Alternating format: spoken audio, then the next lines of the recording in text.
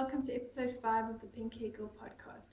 I'm Sally Jane and thank you so much for joining me. If you are a returning viewer, thank you so much for coming back and spending time with me again. And if you're watching for the first time, welcome and thank you very much for trying out the podcast.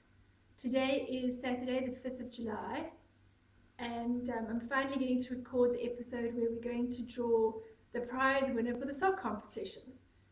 Those of you that are new to the podcast, we've been having a competition running at the moment on the podcast for some really beautiful sock yarn from Heartland in this Howling North Winds colour. Those of you that watched before have seen this, but just for the new viewers. And then you get a set of Knit Pro circular fixed needles in 2.5 from Gina at Natural Yarns, and a copy of Claire Devine's Sock Anatomy book, which is a great introduction into socks for those that have never knitted socks. For those that have knitted socks, what's really nice about it is it does all sorts of different socks, heels and toes. So if you have tried a certain thing, you've never tried a specific heel or a toe and you want to see what it's like, you can try it out in a baby size, which is really great. So now, because the competition ran on the group, and if you posted a message on the group, you could post on Facebook and on Twitter and things like that. I couldn't just do a random number generator of the comments on the group because it also replied to comments and things like that. So Rachel and I have gone the old-fashioned way and we've put the names in a hat. So I counted up all the entries on the group and on Twitter and on Facebook and Instagram, and I think we were 42 entries all in all. So Rachel's going to come and help me to do the draw. Say hello. Hello. Right, I can mix them all up. So here's all the little names inside. So close your eyes. So you can't see one, put your hands in.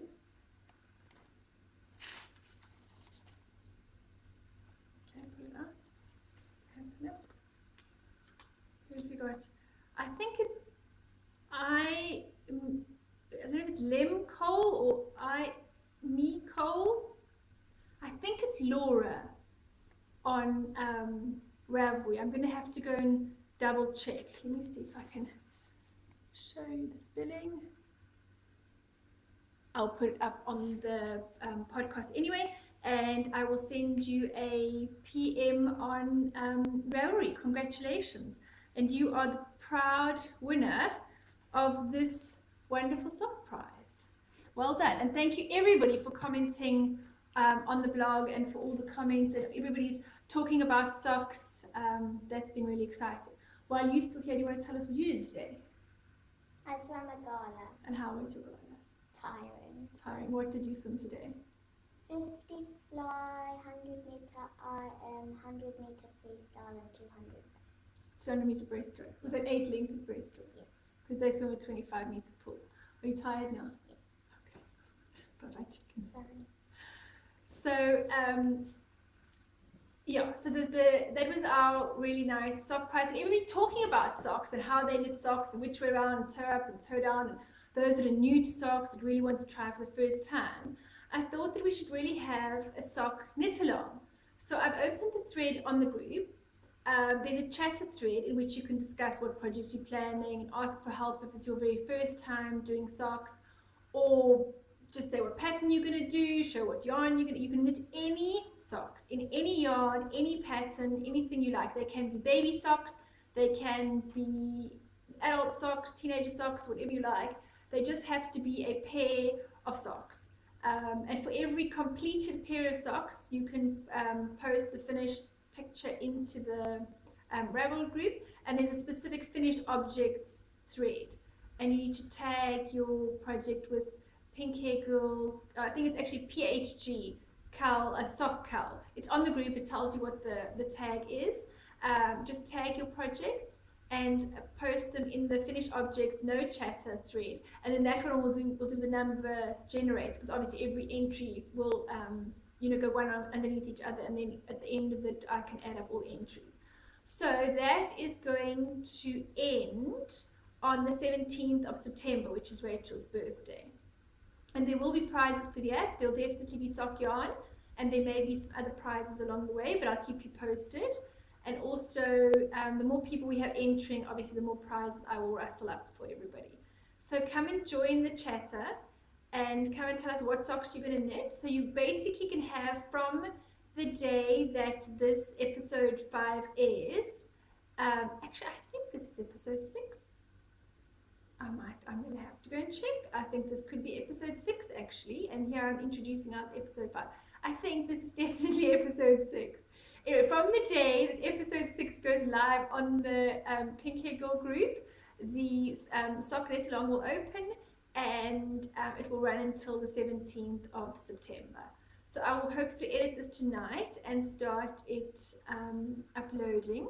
But the upload speeds in South Africa are very slow. Our internet connection is not good. So for me to upload a podcast of about 50 to 60 minutes, just around about the hour mark, takes roughly 19 to 20 hours for me to upload that to YouTube. And sometimes it fails and then I have to start all over again. So I will edit this as quick as I can and get it up as soon as possible. And then when this thread is open, the cull officially starts, and come and join us. So I am going to have to whiz along. Obviously, I'm not going to be eligible for the prizes, but I'm definitely going to join in the knitting part. I'm going to have to whiz along and finish my Hermione everyday socks that I've got in my work in progress that I'll show you just now, so that I can cast on a new pair of socks. And I know what my new pair of socks is going to be, because I got wonderful, beautiful, gorgeous new yarn in a swap recently, which I want to show you all. We have a South African swap group, which is open to a lot of South Africans, obviously swap there. It's cheaper and easier for people to sometimes do local postage. Sending overseas can be quite pricey for people, but we have the option for people that are willing to send overseas, or people from overseas that want to join in the swaps, which is quite a nice way to receive something different from South Africa, or for South African people to receive some different yarn from overseas. So we had our, well, it's winter here, so we had our winter swap, and it was kind of themed around the football, because the football is going on at the moment. I don't know, are any of you guys watching? I'm not a huge football fan, and we don't have a TV, but the Geek and I have been watching a couple of matches. We've been streaming a couple of matches that we've been watching, and when we get a better signal, sometimes we get a whole game without it kind of juddering and stopping, and you're missing like the big goal points as the lag on the internet. But anyway, we've been watching a few games, and the Geek's dad, like I mentioned in a previous episode, was Dutch. So Emma's got quite a lot of Dutch heritage, and so he identifies quite strongly with the Dutch team. So we all wear orange, and we watch the games with Hup Hup Holland. And that's been quite fun. It's been quite fun to have a team to support, and they surprisingly are doing very well actually. And on the South African swap group as well, we did a kind of a little football sweepstake, and I also got Holland for that too, which was quite nice. So I am doubly watching how they're doing, and of course they're playing tonight, so I'm going to watch with great anticipation to see how they do in the football. But back to the South African swap. So the South African swap group did this swap around winter and around the football. So the idea was that you chose a country for your swap partner, and then you got a parcel, around that country. So I got the box unpacked. The box came wrapped in bicycle paper. So the whole box was wrapped in bicycle paper, and then inside, I wonder if I've got the notes. On the outside, it said, it was really cute. It said, I think, hop onto your, welcome to the Netherlands, which was really cute, since the Geek and I are supporting the Netherlands for the football. It says, hop on your bicycle and join me for a tour. And it was my swap partner, I'm sure I'm going to say her Ravelry name all wrong, was Met Hetling. And so she gave me, these are all covered with little flowers and things. And so every part of the parcel had a little note and an explanation and a tag on it. And so of course, when I saw the box and I saw the tag that it was from the Netherlands, I have a little obsession with orange at the moment. Like orange, I'm just really drawn to orange. It's such a warm and sunny and happy color, and I have a little thing for orange, and I don't have any orange yarn. I have one ball that is half used that I made the orange little motifs for the Heidi Bear's character.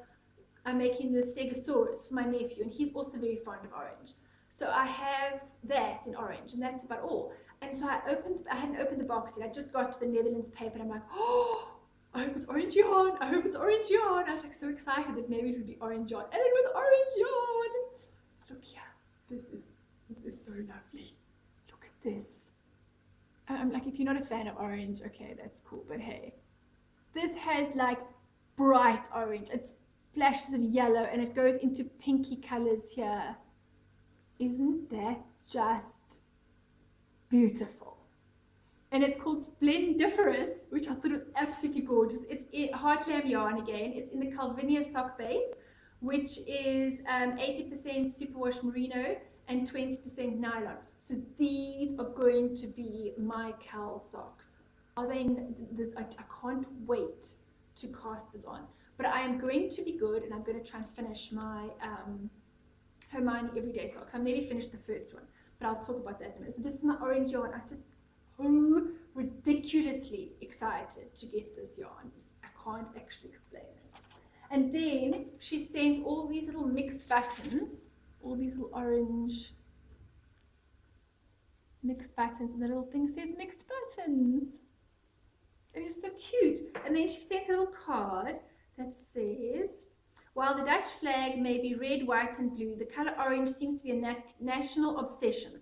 Orange is the colour of the Dutch royal family and has come to symbolise pride in the country and in being Dutch. So she'd like done all this research about all the different things and why the Dutch like orange so much and all the rest. And so my orange yarns, I was delighted with that. And then the next thing she said, despite being introduced to the Netherlands in the 16th century, tulips have become iconic of Dutch culture. Every year, millions of tulips transform the landscape.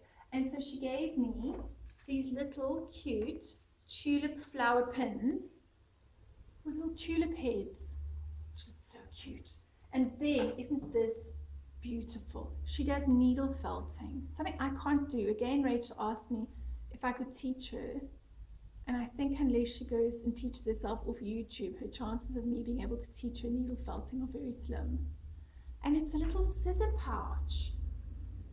That is just, it's so gorgeous. So she needle felted this beautiful tulip onto the scissor pouch and the little tulip pins. And then I also got licorice. I can't seem to find their card. They had another little card with them. Anyway, she was just saying that per capita, the Dutch eat the most licorice out of anywhere in the world. They like the salty and sweet taste of licorice. So I've never tried this kind of licorice before. Isn't it sweet? So I got this parcel during the week. I think it must have been on Wednesday. Yeah, I think it was on Wednesday. I went with the kids and we were out and I was opening the parcel in the car. And then I got speculoos, which is a traditionally baked for St. Nicholas Festival, the 5th of December, and have images and stories about St. Nicholas stamped on them. These days they're available all year round, probably because they taste so good. And an entire big thing of speculoos, which is going to be very, very yummy. So that was my swap parcel. I was totally delighted with it. I know I showed you a few things that I made, but I was really, really delighted with my swap parcel.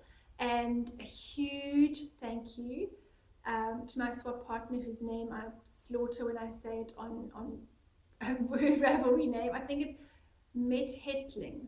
I hope I got that right. Anyway, thank you very much. I am absolutely delighted. The yarn is just in time. And I'm going to, my whole 30 ends on this Wednesday. I've had to be good for an entire week and not eat those yummy goodies. But my whole 30 ends on Wednesday, and then I won't pig out because I'm really going to try and be good and sort of be restrained. But I definitely get to taste all my nice goodies on Wednesday, which I'm very excited about. Let me tell you about my works in progress and how I've been doing this week with knitting and things. I haven't actually had all that much time to do knitting. I have done some, but Emma was away the first part of the week until Wednesday, from Monday until Wednesday. And I must admit, I know on the Whole 30 you're supposed to have a stage of boundless energy. Well, I'm kind of still waiting for that to happen. And after looking after the kids, look, no, I must be fair. I don't need to rely on coffee to get me through the day anymore. And I don't have that big mid-afternoon slump. But by about 9, 10 o'clock at night, I'm really, really tired. So, I mean, maybe that's actually just normal. That, you know, if you wake up early in the morning, you should be going to bed at a reasonable time.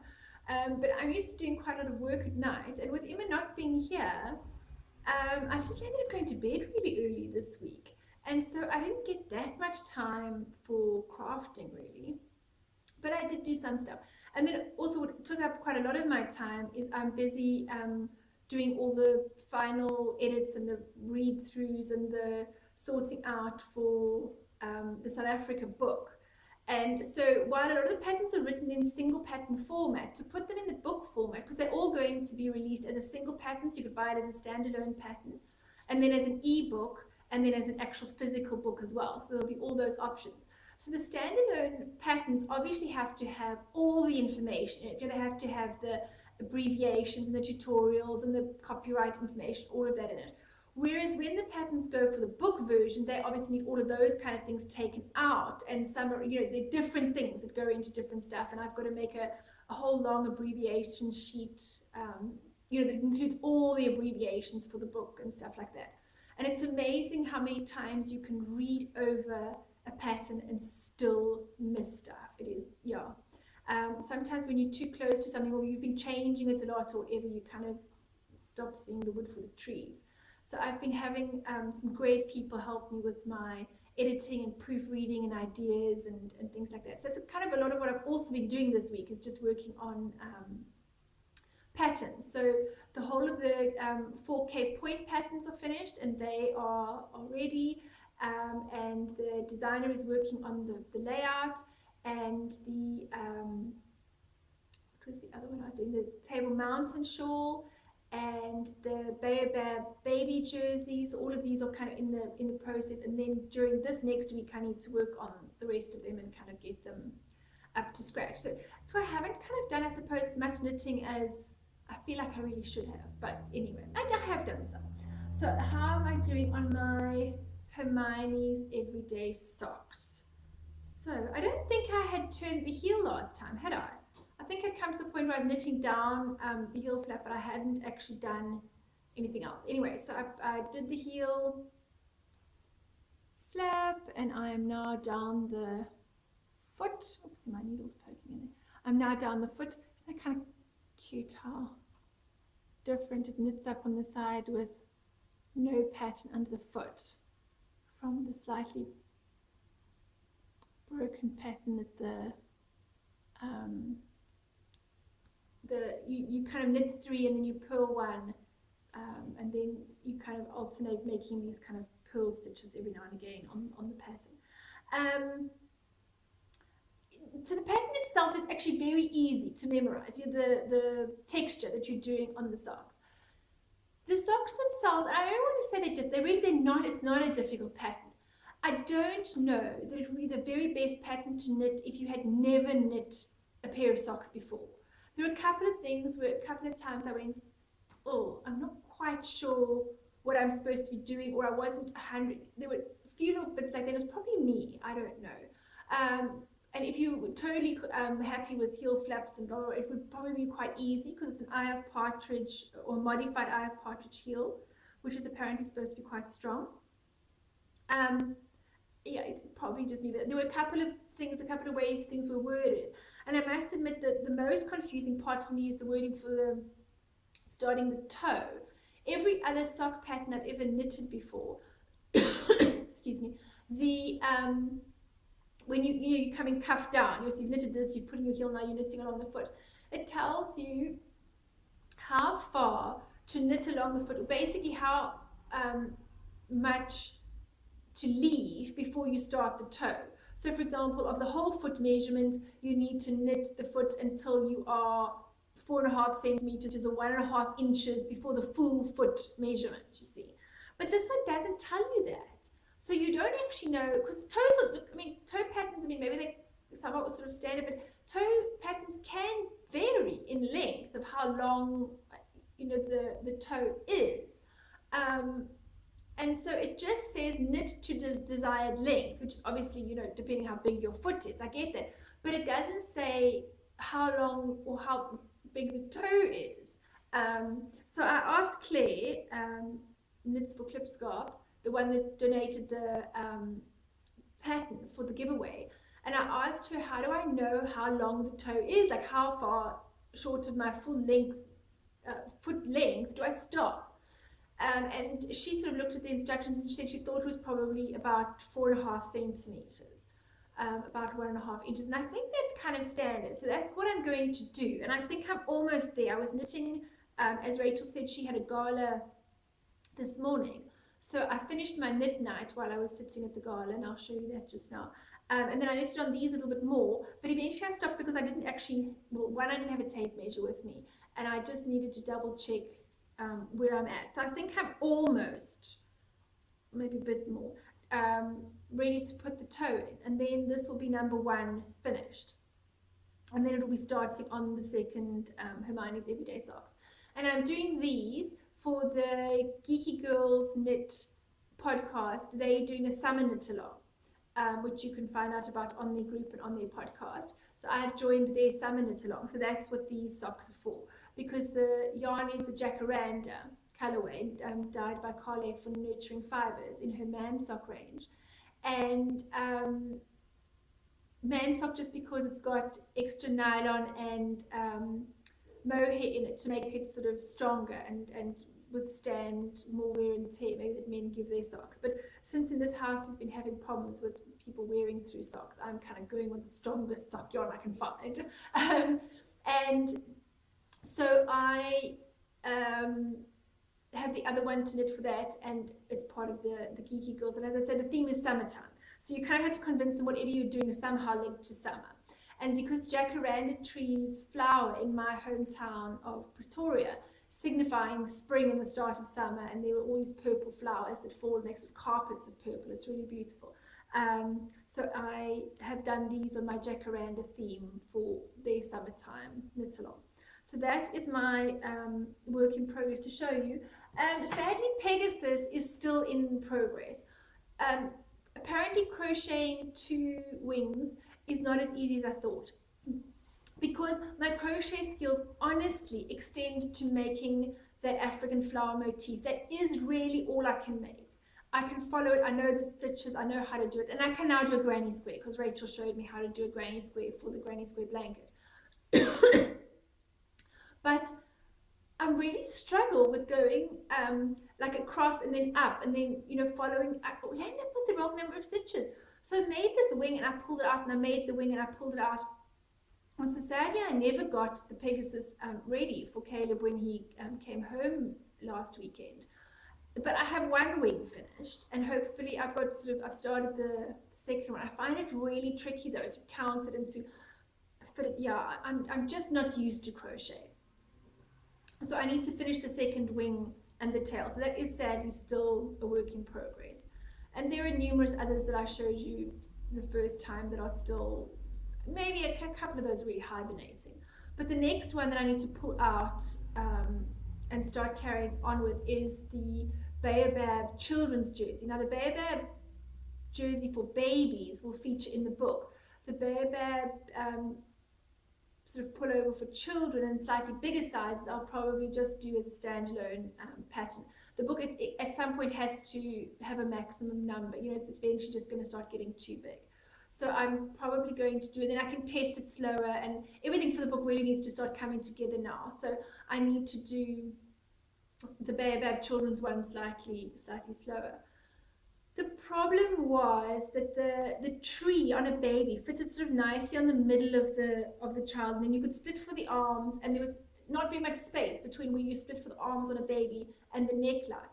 And when I sized up the tree, for the slightly bigger children. I made it wider and I made it longer still to go to the armholes, but actually children have a much greater distance between where the armhole starts and then the neck and the sleeves, the shoulders and all the rest. It looked really like, I tried it on tight, as I'll try and put a picture in, and it looks like this bear babe is dangling down at the bottom. It doesn't look nicely centered. So I actually need to rip back the one that I am busy knitting. First of all, I knitted the whole thing, and I knitted the one branch, and I really didn't like it. The one branch was much thinner than all the others. And it's a whole lot of cabling. You cabling to make this baobab tree. And so I ripped back the entire thing and re-knitted it with a thicker branch. And only after that did I then try it on tighter and decided that it looks funny with the tree on the bottom. So I was so frustrated after having re-knit and pulled out all these cables that I actually had to put it away for a while. I was a bit frustrated with it. So that went into the box, but I really need to take that out now. Enough time has passed. I need to rip it back to the tree, start of the tree, and just extend the tree trunk up a bit so the tree can actually fit sort of more in the center of the body. And I have some beautiful buttons to go with that, and actually a really lovely button giveaway to go with that. So when I start doing that, I will bring out the buttons that I got from Incomparable Buttons, and I will show you. She sent me some that we could have in the podcast as a giveaway as well. So I'm really excited about that. So that's my next work in progress. I'm going to go and get out and just get done with. And then of course I'm going to cast on socks for the knit along. And there is a project that I so badly want to knit. My friend Claire Devine, that's Knits for Klipscarf, that did the book the Sock Anatomy book, is busy putting together a pattern collection together with Ginger Twist Studios, and she has the most beautiful fingerless mittens. They are exquisite. They're a secret pattern until the whole project is launched, so I can't tell you terribly much about them, but they are so lovely. And the yarn that she did her sample in, that she shows her sample in, is the same base that she sent me for my birthday, which I think I might have shown in the birthday episode, actually, that green yarn. And it's exactly the same base. I'm dying to knit, and she even put the call for testers thread up and everything, and I'm so itching to cast on those mittens. But I'm really trying to be good because I know I have to finish the stuff for the book, and I know I have to finish knitting this baobab sweater, and then I really can't be distracted with beautiful fingers mittens. But keep an eye on Claire because she really is designing some beautiful, beautiful things. So that's about all for my, oh, and the granny square blanket that's going with the baby jersey, we've still got that in progress. I'm busy starting to sew the granny squares together. So that's kind of where we are on that at the moment. But that's about all for my works in progress. I've only got one finished item to show you this time. I feel like I've been a real slacker. But I managed to finish my knit night, which I'm actually really delighted with. I don't know if you can get a good view of the colors there. I just did the simple version with the little eyelets, because I really, with the little picots, and then it grows as you go out, and then you do the picot bind off along the top. I really, really like it. It's a simple pattern. It was easy to memorize and just get on with. I haven't blocked it yet, so it's not sort of all smoothed out yet. I literally finished it today as I watched Rachel's swimming gala. It was absolutely freezing in that gala. It's in a sort of school pool, which is outdoors. It is covered, but I mean, being winter here in South Africa, the poor children were absolutely freezing to death. So I kind of sat there knitting away, being very cold. But I have finished it, so I still need to block it and just even out the knitting a little bit with blocking. But I even sewed in my ends, which I'm very proud of myself.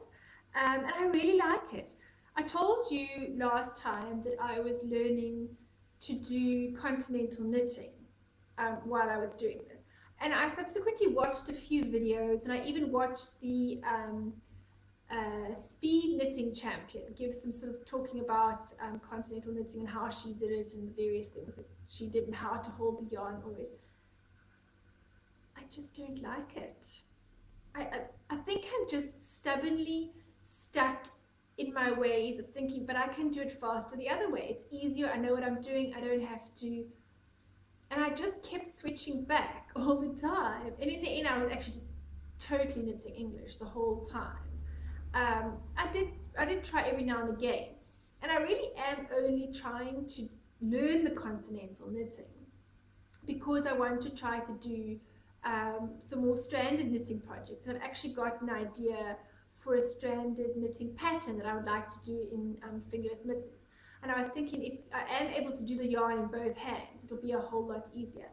But I really don't like, I can't say don't like continental knitting. I just like English more. I'm just so used to it. I know it's supposed to be not the most efficient way to knit, but it's the way I have knitted for the last 30 years. And I suppose when you've been doing something for 30 years and that 1,000-hour rule, you know, once you've been doing something a particular way for more than for 10,000 hours or whatever, you're really good at doing it a certain way and you're comfortable with doing it a certain way. I really don't want to go and I don't think I'd ever switch over completely. I know there are people that have switched over from knitting English to knitting continental and like it and have got on with it really well.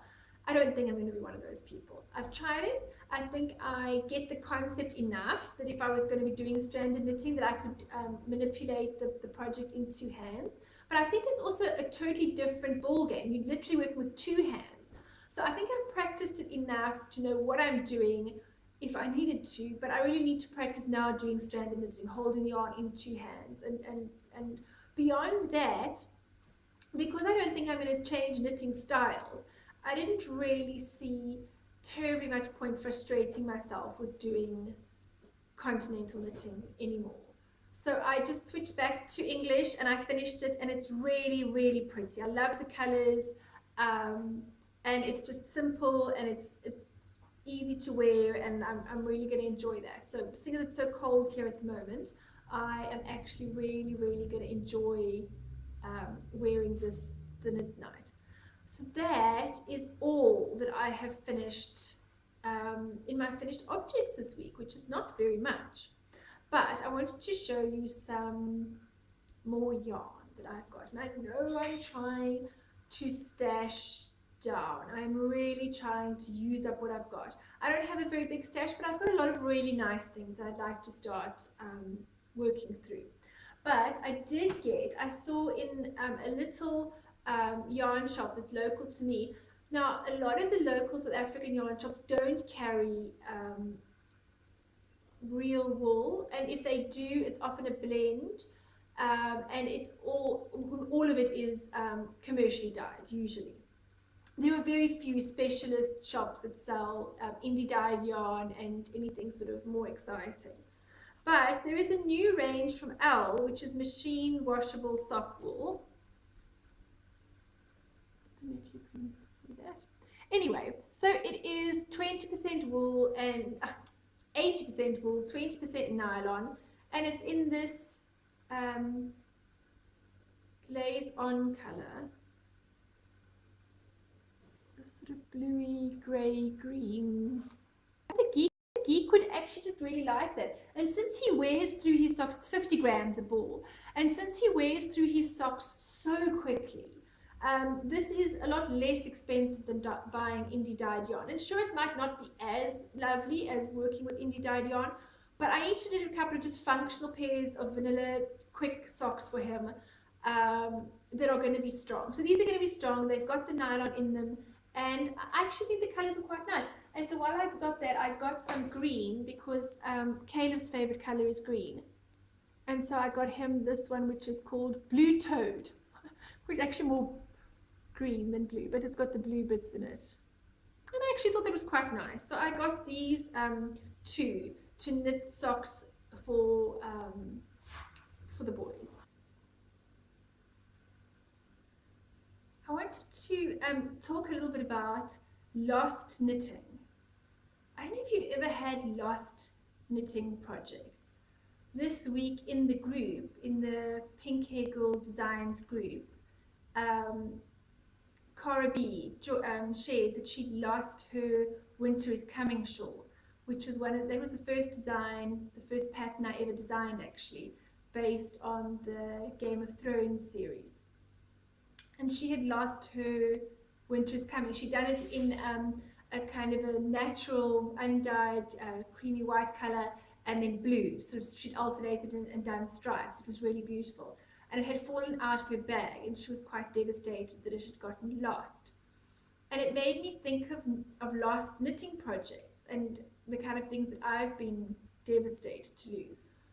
But one of them was a summer flies shawl that I had made just before, not too long before I got married actually.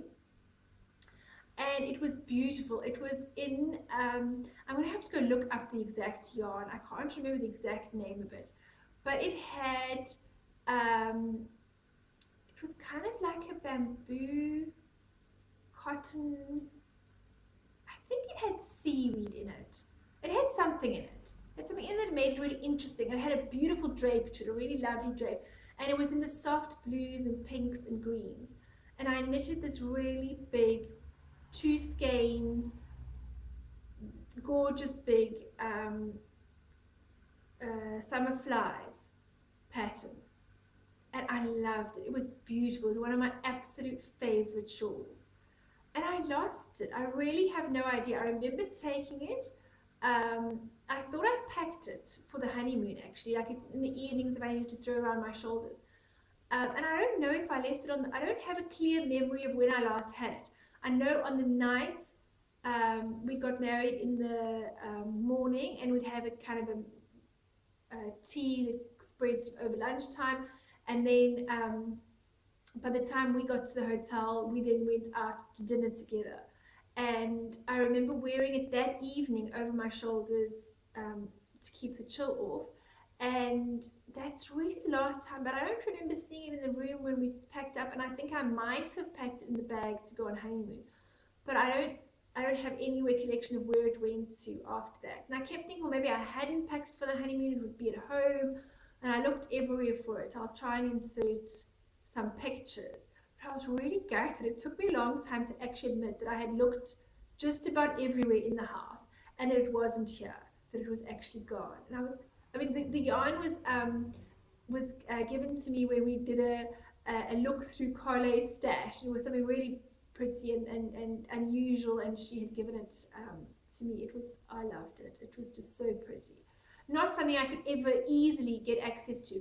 I looked for the same yarn on Ravelry, and there were a couple of people that said they're willing to trade or sell, but when I tried to send them a message, I never got any reply, and I couldn't find a retail place to buy it that seemed to stock the color that I had wanted. Anyway, so I lost this shawl, which was really quite devastating. And then the other thing that we lost, and it wasn't really her fault, it was kind of a mix between her and me and the one thinking the other one had it, was a hat. I knitted the Woolly Wormheads mystery hat knit along last year, and it was a really nice reverse stocking stitch hat. You could do a brim on it as well, but I didn't do the brim, and it was in a lovely grey colour. Unfortunately, I had made it slightly too short for me. It didn't totally fit me as well as it should have, but it looked really, really nice on Rachel. She still had long hair at that point. And we had gone out to a friend of hers' birthday party in the park. And the kids had had the party and the food at the one side of the park. And then there was a play area on the other side. So when the party and the food part was all over, I gathered up all the stuff and walked over carrying, it was a bit rainy, and I had raincoats and I had jerseys and hats and all these kind of things, and I walked over to the other part of the park, and either I dropped it then or when we were walking to the car later with all the stuff, but basically after that the hat was gone. And that was also some very nice grey yarn that I had used for that, and that got lost. She was devastated. She was really quite upset.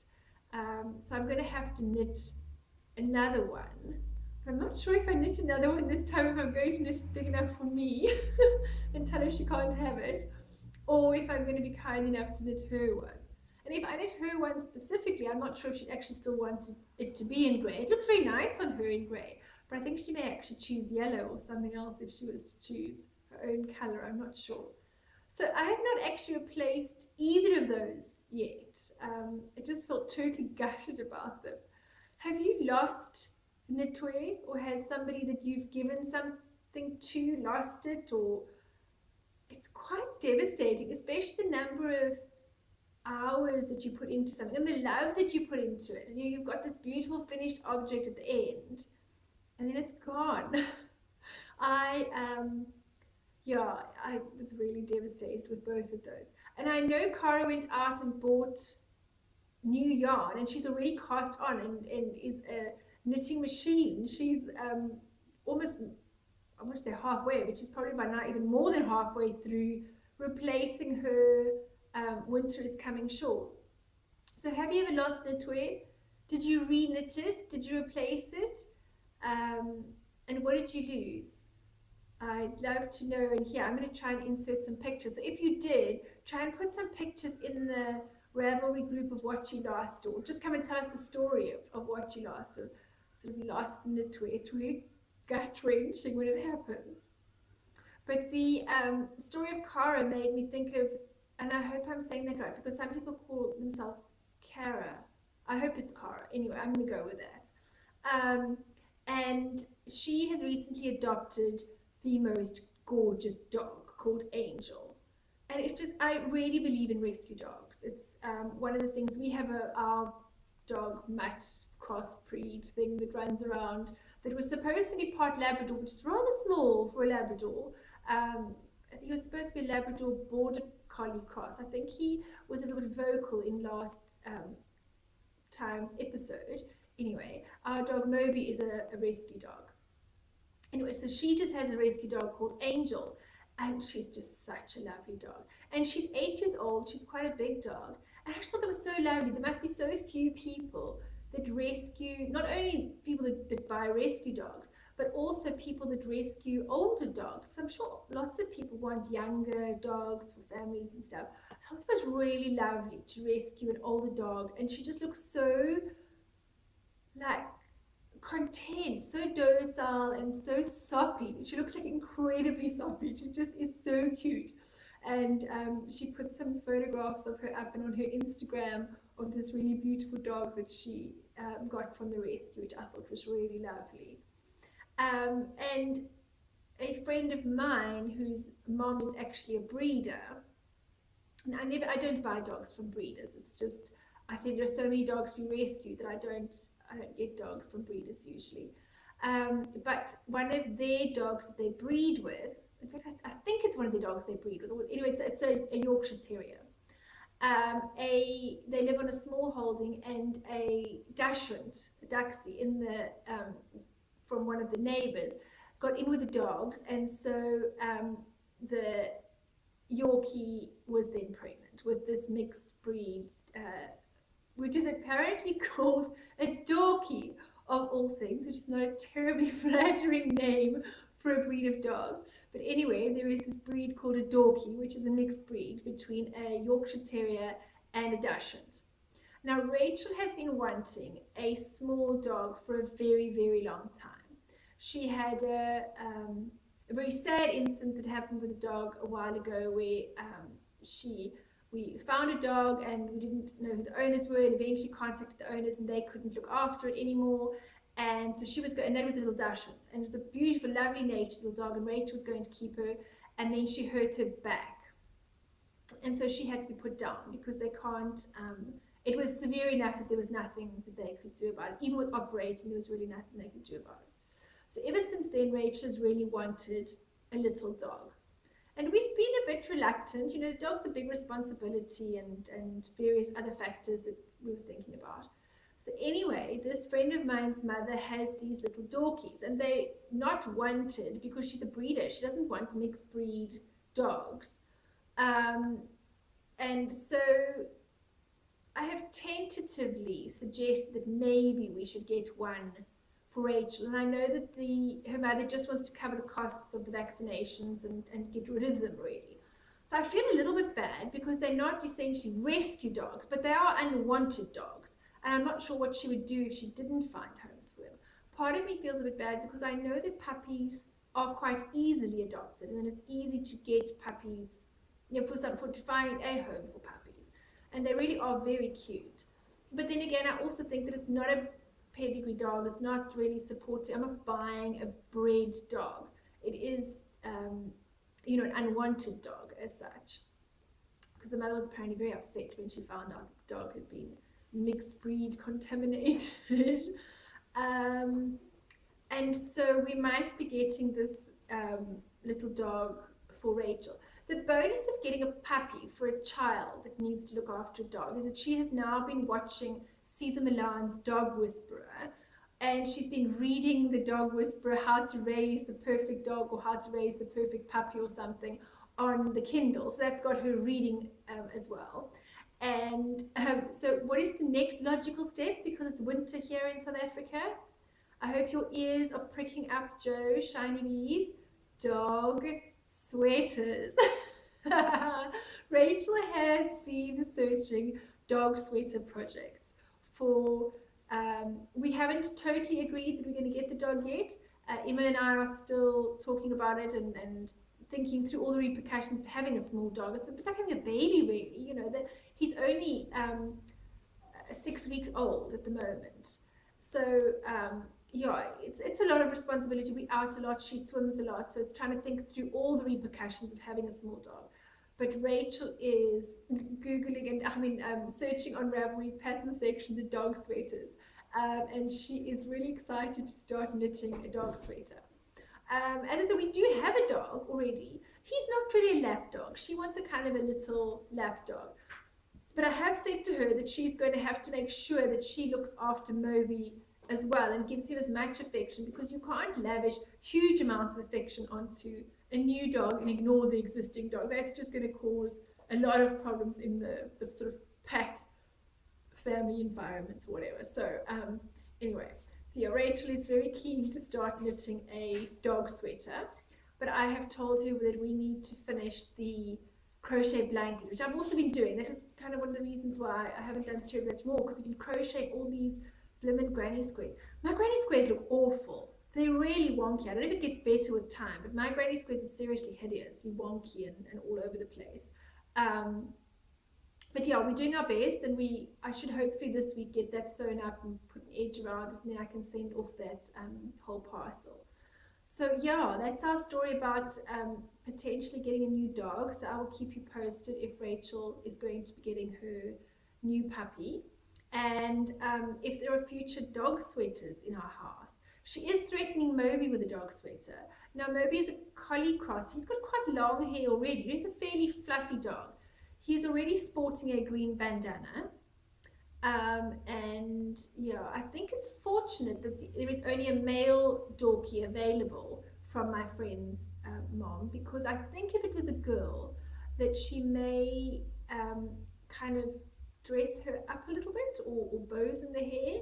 I don't think he's going to escape completely unscathed either, but that's all right. She showed me the puppy pictures, and he looks a lot more like a Dachshund. He's certainly got short hair. He's not a long haired like a Yorkie at all, but he's got a bit more of a Yorkie face. He's got a much smaller face, and the Dachshunds have very long faces. He doesn't have a long face, and he's not got the long droopy ears. He's got the slightly more sort of rounded ears of a Yorkie. So he's got a Yorkie sort of face with mostly Dachshund short hair and colouring. He's got that darker black with the brown colouring on him. So yes, Joe, I think I'm going to get Rachel to go and look through your pattern pics again, although she did tell me rather disdainfully that she was not looking for a dog sweater with a lion mane or any such nonsense on it. So we will have to see which kind of dog sweater it is that Rachel wants to knit for either poor old Moby, or if we'll end up getting this new puppy.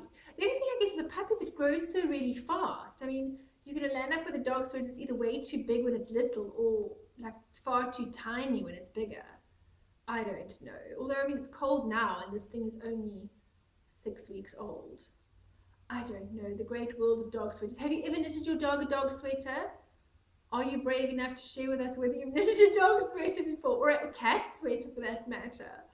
Come and tell us your secrets about whether you've knitted dog or cat sweaters. And I think that brings us promptly to the end of this week's episode. So we have had a prize draw. We've announced our new knit along that is going to be starting as soon as I get this up. And I just shared a little bit about the projects that I'm doing. Next time, when I'm fully knitting into the Baobab jersey, I will show you that and share the story behind the Baobab jersey for the book. And also we will have the giveaway for Incomparable buttons, which is a wonderful community project. They are ceramic buttons, fully washable, that supports a community upliftment program here in South Africa. But I will give you full details about those next time. So thank you so much for joining me this time on the podcast.